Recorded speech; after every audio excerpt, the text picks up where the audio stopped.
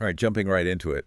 We're doing deep doc on this piece you sent over about JD Vance and his connections with the TheoBros. Yeah. And I gotta say, this goes way deeper than just a catchy name. Oh, absolutely. This is a whole movement Yeah. that's actively trying to reshape the landscape of American Christianity and, honestly, American politics, too. It's really striking, you know. They're not just reacting to the culture. They're not playing defense. Right. They're on offense. Yeah. They want to build a new society from scratch. Yeah, it's like they took the old school religious rule book, like ripped out the table of contents and said, we're taking this digital. And they know how to use the tools of the digital age. Yes. That's what makes them so different, right? Yeah. They're not your grandparents' evangelicals. Yeah. They're younger, savvier. internet yeah. And they're completely comfortable pushing buttons Oh, yeah. that a lot of conservatives wouldn't touch. Right, right. And a lot of the ideology that they're drawing on comes from figures like John Calvin and R.J. Rushdoony. Okay, now for our listeners who maybe slept through that week of history class, give us the rundown. Right. So Calvinism, Yeah. it's built on this idea of God's absolute sovereignty, this idea of predestination. Right. Basically, your fate is decided long before you're even born. Right. And that creates a very specific worldview where following biblical law isn't just encouraged, it's everything. It's the be-all and end-all. Exactly. Okay. And that's where Rushdoony comes in. Okay. He takes these Calvinist principles and he says, okay, let's apply these to how we build a society. So less about the separation of church and state, more about, like, if we're being honest, a church-run state. Not exactly what we're used to here in America. Not exactly. And that is a key tenet of this TheoBro movement. Yeah. They believe in actively working to create this Christian nation. Right.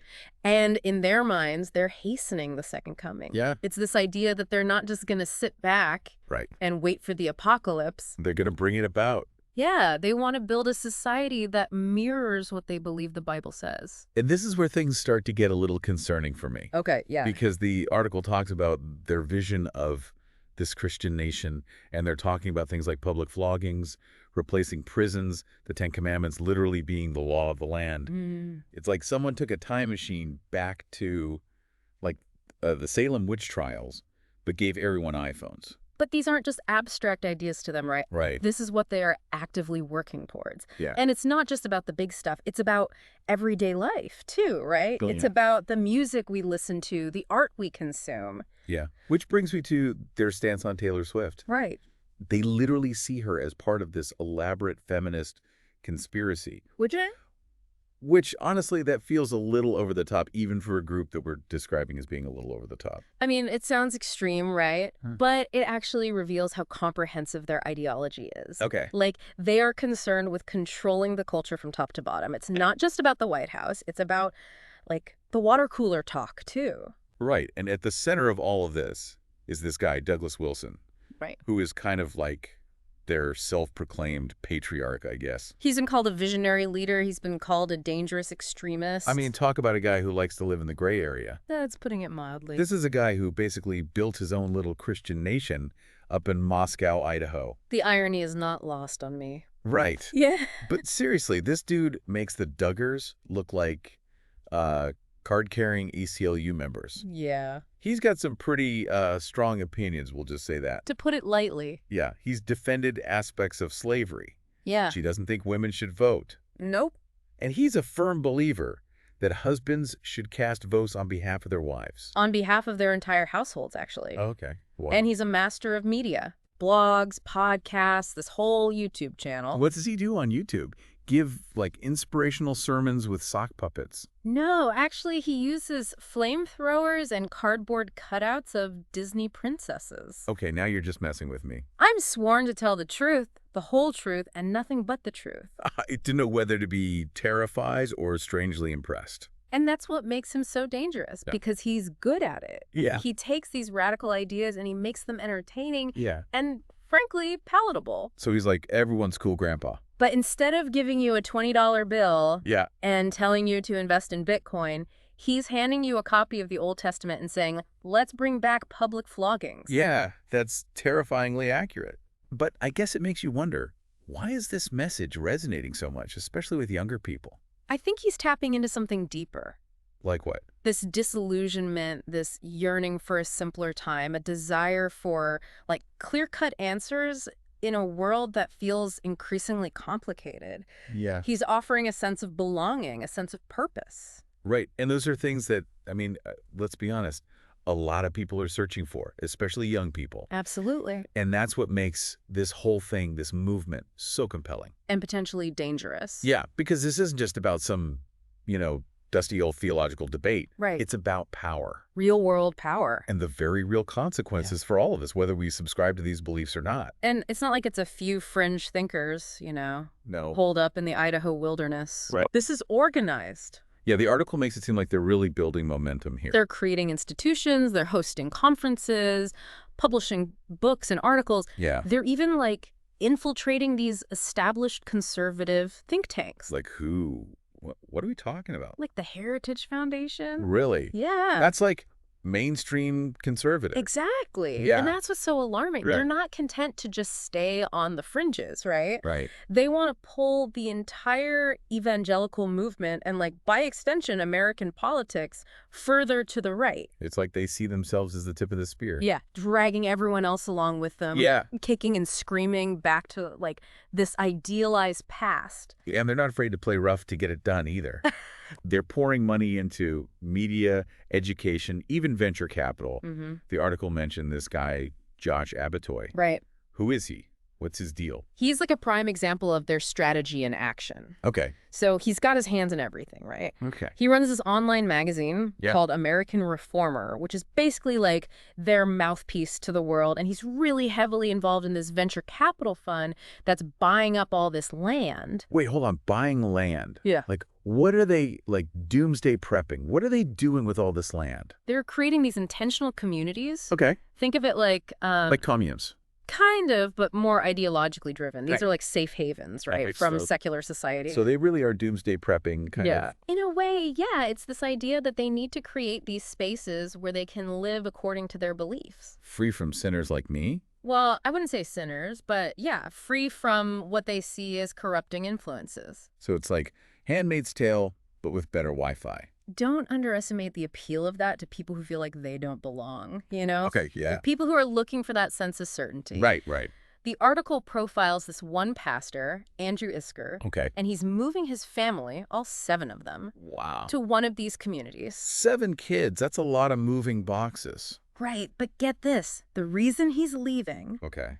immigrants were asking his daughter questions at the community pool. Seriously. Yeah. That's what's driving him out. A little friendly chit-chat at the pool. It's about control, right? Yeah. It's about this narrative that their way of life is under attack. Which brings us back to JD Vance. Right. Because, I mean, he's Catholic, his wife's Hindu, Right. and yet here he is, embraced by this very specific, very Protestant group. It's all about the dog whistles. What? Dog whistles, those coded phrases, the That's it. anxieties that bridge these ideological divides. So what are the dog whistles that a guy like Vance is using?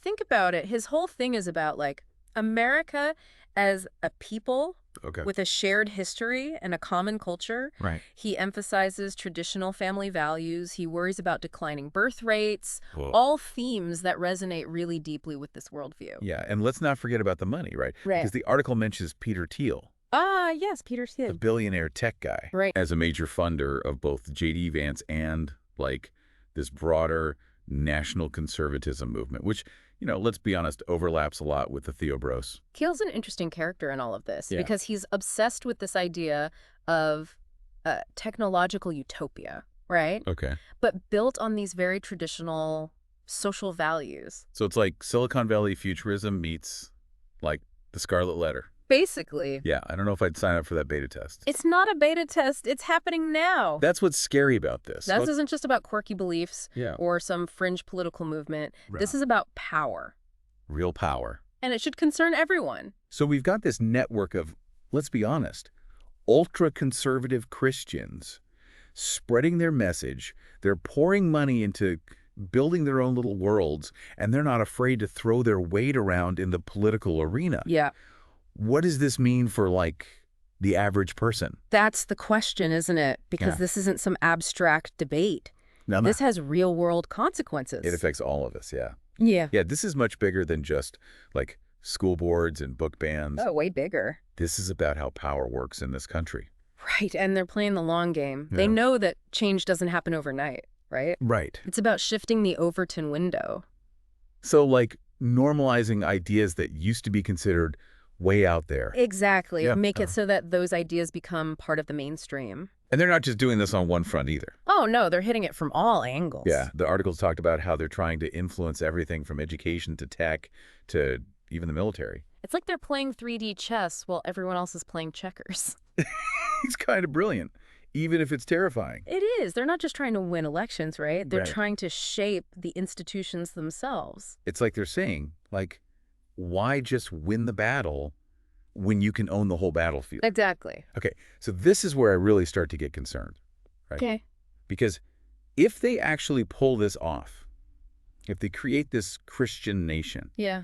what happens to everyone else? Right. What happens to people who don't fit into their very narrow, picture of what a good American looks like? That is the million-dollar question. Because it feels like their version of freedom is only freedom for people who think exactly like them. It's a very conditional kind of freedom. Yeah. You're free to agree with me, essentially. Yeah, it's like that saying, freedom for me, but not for thee. Exactly. And it's not just about, like, religious freedom either. No. Their whole thing has implications for women's rights, LGBTQ rights, how we deal with poverty, healthcare. Climate change. Yeah, you name it. Everything. So we know their version of America probably isn't so great for anyone who doesn't fit in. Right. But what do we do about it? Like, how do we even begin to push back against something this organized, this well-funded?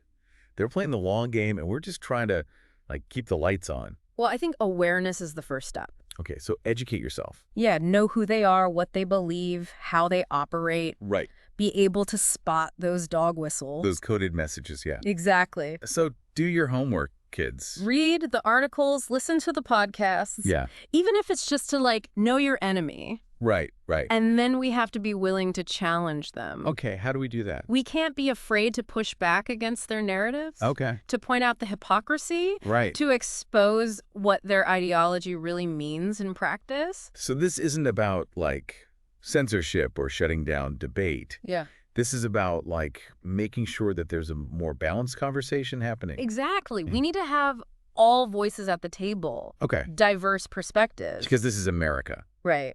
We're supposed to be about that. And we have to be smart about it. Okay. We need to be vigilant, but we also need to be strategic. Like how? We need to be building bridges with people who might be tempted by their message. People who haven't fully bought in yet. Yeah. We have to find that common ground, appeal to those shared values. Because at the end of the day, this isn't just about, left versus right or even religious versus secular. Right. This is about, like, the soul of America. I truly believe that. Well said. And on that note, folks, there you have it. The TheoBros. A deep dive into a movement that's trying to pull the strings from the shadows. They're not even hiding it anymore, really. Right. We've talked about their origins, their beliefs, their strategies, the Worrying, money. Always follow the money. But most importantly, we've talked about why this matters. Why this matters to you. Why you should care. Because whether we like it or not, this has real implications for the future. It's not hyperbole to say that the future of American democracy might depend on how this plays out. That's a heavy thought to end on. Yeah. But one last thing to chew on, because this article really got me thinking. Okay. This whole thing, this whole TheoBros movement, it's built on this idea of going back to a simpler time. Right. A more Christian America. Right, but that past, that America that they're so nostalgic for, it never really existed. It's a fantasy. A dangerous one. And trying to recreate that fantasy in the 21st century. It's a recipe for disaster. Yeah, more division, more exclusion, more harm. It's a dead end. It's definitely something to think about. And this conversation, it's far from over. We've just scratched the surface. This is just the beginning. So stay informed, stay engaged, but most importantly, stay vigilant. We'll be back next week with another deep dive. Until then, take care, everybody.